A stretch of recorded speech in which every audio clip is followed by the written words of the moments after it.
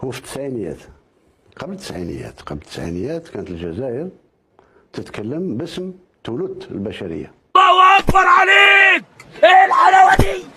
إيه الحلاوة دي؟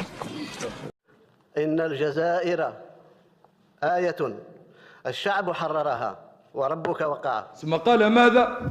أول دولة ندير صناعة على كريامولات، هذه إن شاء الله تتسجل على بلادنا.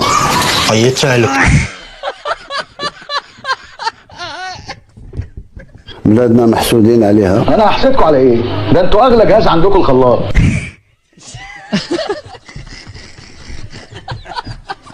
شباب اليوم راهم ثلاث أصناف.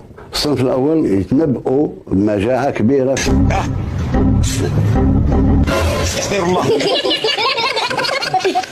الصنف الثالث تاع الشباب هو بطالين.